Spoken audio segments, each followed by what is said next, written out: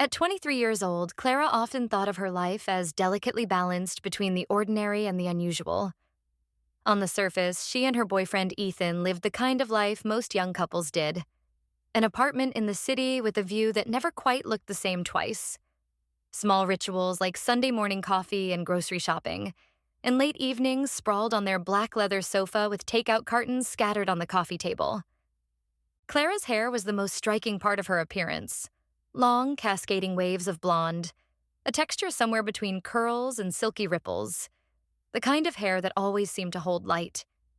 She had worn it long since her teenage years, cherishing its weight and softness. But it wasn't just natural beauty she relied on. She visited her hairdresser once every month, never missing an appointment to refresh her highlights. The golden streaks lightened her overall tone just enough to shimmer in the sun, catching attention when she walked outdoors. It was her pride, her armor, and sometimes her vulnerability.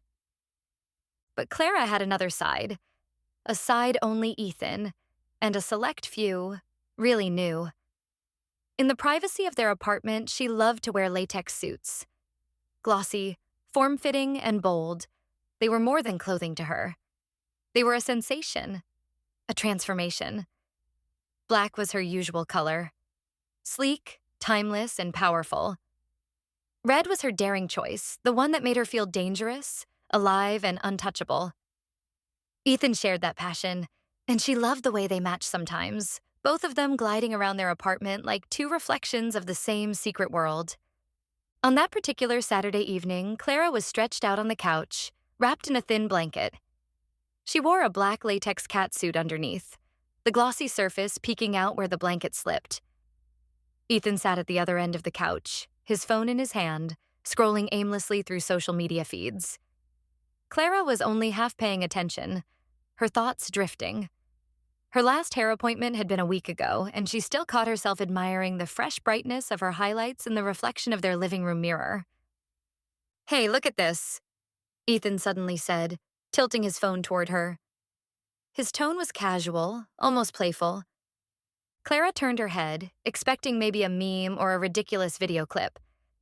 Instead, the screen displayed the photograph of a woman. Bald, completely bald. Her head was smooth, her features sharp, her gaze confident. "I think this is a beautiful woman," Ethan said, his thumb hovering over the image as though he might scroll past it, but didn't. His voice was calm, thoughtful. Then he added, "I think bald women are beautiful." Clara blinked, surprised. "Really?" She tried to sound neutral, but her voice wavered. "Yeah," Ethan nodded, looking back at the image. "Would you like to go bald?" The question landed in Clara's chest like a stone dropped into deep water. She stared at him, unsure if he was teasing or genuinely curious. His face, though, was open and calm, serious without being pressuring. "I—" Clara started, then stopped. She had no ready answer. Ethan smiled faintly at her hesitation, not unkindly. "It's just a thought," he said. "You don't have to. I think it could look amazing." Clara didn't reply. She leaned back into the couch cushions and turned her eyes toward the television, though she wasn't watching. The question lingered, replaying itself in her mind like a song she couldn't escape. That night, she found herself in front of the mirror in their bathroom. Ethan was asleep, his phone face down on the nightstand, but Clara couldn't rest. She stood there, wearing her red latex suit now, the one that made her feel fearless, and stared at her reflection. Her hair, long and wavy, framed her face in a soft halo of light. She gathered it in her hands, twisting it into a bun on top of her head, then let it fall again. Then she pulled it back tight, exposing her forehead and ears, trying to imagine what she would look like without it at all. The sight startled her. She didn't look like herself. She looked harsher, vulnerable, naked in a way she had never felt before. Her insecurities grew in tandem with her fascination. When she looked at herself in the mirror, her hair no longer only symbolized beauty. It became a weight, a question mark. Would she be brave enough to let it go? One evening, about 2 weeks after the question had first been asked, Clara dressed in her favorite black latex suit and sat cross-legged on the couch, scrolling through her own phone. She stumbled onto a hair transformation video. An ordinary woman with long hair sitting in a salon chair, having her hair cut short, then shorter until clippers buzzed across her scalp. Clara froze, transfixed. The woman cried at first, but then, when the final locks fell, she laughed and touched her bare head with astonishment. Clara's breath caught. Her chest tightened with an odd mixture of dread and excitement. That could be me, she thought. She closed the video quickly, her heart racing. But the thought didn't leave her. By the time the end of the month rolled around, when her regular hair appointment was due, Clara knew she couldn't just ask for highlights again. She had thought about nothing else for weeks. She dreamed about it, imagined running her hand over her scalp, imagined Ethan's reaction when he saw her. She cried in secret sometimes, torn between fear of losing the hair that defined her and the strange, fierce curiosity pulling her forward. On the morning of her appointment, she dressed deliberately. She chose her red latex suit this time, polished to a perfect shine. If she was going to do this, if she was going to let go of the identity her hair had given her, she needed the part of herself that felt bold, daring, unshakable. She stood in front of the mirror one last time at home, her long blonde curls spilling over her shoulders like sunlight. She touched them, kissed a handful of strands, and whispered, "Goodbye." Then she turned, picked up her bag, and left the apartment. Her steps toward the salon felt heavier than usual, but her heart beat faster with every block she walked. Something in her chest pushed her forward. Her hand gripped the handle. She pulled the door open. "Clara, right on time as always." Clara's lips curved into a polite smile, but her throat was dry. "Hi, Marissa." Marissa guided her to a chair near the back. "So, highlights again today? Maybe brighten them a little for summer?" Clara sat down, her heart thudding in her ears. She watched her reflection in the mirror, watched her hair, luminous under the salon lights. The words stuck for a moment, and then, before she could second-guess herself, they slipped out. "No, I want to shave it all off." The world seemed to pause. The blow-dryer at the next chair whirred on, then off. The chatter between two clients nearby blurred into silence in Clara's head. Marissa blinked, her hands pausing mid-motion. "Shave it off?" she repeated, as if she hadn't heard correctly. Clara nodded quickly, her palms damp. "All of it. I want to go completely bald." Marissa tilted her head, searching Clara's expression. "That's a big step. Are you sure?" Clara's stomach flipped. She wanted to say no, to back out, to laugh it off as a joke. But instead, she pressed her lips together and whispered, "Yes, I'm sure." Marissa studied her for a long moment, then gave a small, professional nod. "All right, if that's what you want." Her voice softened. "We'll take care of you." Clara exhaled shakily, as though she'd been holding her breath for weeks. Marissa gestured toward the sinks. "Let's wash your hair one last time." The reclined chair was cool beneath Clara's back as she lay down at the sink. Her long blonde curls spilled into the basin like golden silk, and the water turned warm as it flowed over her scalp. Marissa's fingers massaged shampoo into her hair, working it into a lather. Clara closed her eyes, tears already stinging at the corners. The sensation was familiar, comforting, but now layered with finality. This would be the last time she felt her hair washed. Her throat tightened. A single tear slid down her temple, lost in the rinse of water. When Marissa applied conditioner and combed through, Clara forced herself to commit it to memory. The tug of the comb, the slip of hair between her fingers. She clutched the arms of the chair, grounding herself. Finally, the towel wrapped around her head, soaking up the water. Marissa smiled gently as Clara sat back up.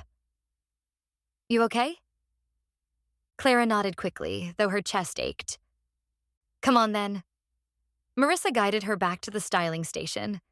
The chair loomed larger now, the mirror sharper, her reflection too bright. Clara sat, and Marissa draped a fresh red PVC cape over her shoulders. The material was smooth, glossy, and heavy, snapping closed at the neck with a crisp sound. It trapped her, sealing her in, and Clara felt her breath quicken beneath it. Her wet curls clung to the cape, shining against the red surface. Marissa picked up a comb, gently parting the hair. "I'll start with scissors, then the clippers. Once we're close, I'll shave it smooth. But if you change your mind at any point, you can say so. Okay?" Clara swallowed hard. "Okay." The first snip was like thunder in the silence of her mind. Scissors closed around a thick lock just above her ear, and suddenly, hair slid down the cape, heavy, wet, and shimmering. Clara gasped. Her hand flew to her mouth and tears welled instantly. More locks followed. Snip, snip, snip, falling across the red PVC in golden coils. Marissa's movements were calm, efficient, yet not unkind. Clara's tears spilled, rolling freely down her cheeks as she watched herself transform in the mirror. With each lock that dropped, she felt something between grief and release. "You're doing great," Marissa murmured. Clara gave a broken laugh through her tears. "I don't feel great." Snip. Snip. Her shoulders shook, but she didn't stop it. Soon her long waves were gone, replaced by uneven tufts that clung damply to her scalp. Her face looked strange already. Bare, raw, as though the world could see into her more easily. Marissa set down the scissors and reached for the clippers. She snapped on a guard and flicked the switch. The buzzing filled Clara's ears, vibrating into her chest. She whimpered softly. "Ready?" Marissa asked gently. Clara closed her eyes, inhaled, and nodded. The clippers touched her nape, warm and vibrating. They slid upward, and Clara felt an odd electric sensation as thick tufts of hair were sheared away. The sound changed slightly as it cut through, and golden strands tumbled in heaps onto the cape, sliding toward her lap. Tears streamed faster, but at the same time, her lips curved in a nervous laugh. The sensation was shocking, like freedom and terror intertwined. She opened her eyes, staring at herself as Marissa guided the clippers up the sides, over the crown, clearing away everything. Her scalp emerged, pale and smooth, the shape of her head revealed at last.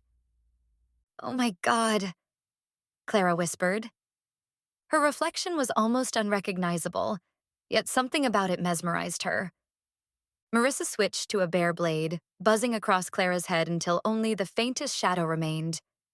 Then came the shaving cream, cool and foamy against her skin. Clara shivered as Marissa spread it across her scalp with gentle hands. The razor followed, slow and careful. Each stroke scraped away the last remnants, leaving gleaming skin in its wake. Clara sobbed openly, overwhelmed, but halfway through she caught herself laughing too. Half mad, half liberated. When it was done, Marissa wiped her clean with a warm towel. Clara stared at her reflection, bald, smooth, and raw.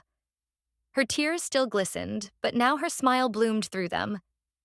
"It suits you," Marissa said softly. Clara laughed shakily. "It does. Oh my God, it actually does." She reached up with trembling fingers and touched her scalp. It was soft, smooth, shockingly warm. She kept touching, laughing, crying all at once. The red PVC cape was littered with the remains of her golden waves, a striking contrast, past and present in one image. Clara felt lighter, changed, new, and terrified. The air outside the salon felt different on her bare scalp. The moment Clara stepped through the glass doors, sunlight hit her head directly, and she gasped at the strange sensation, warmth spreading evenly across her skin instead of being caught in strands of hair.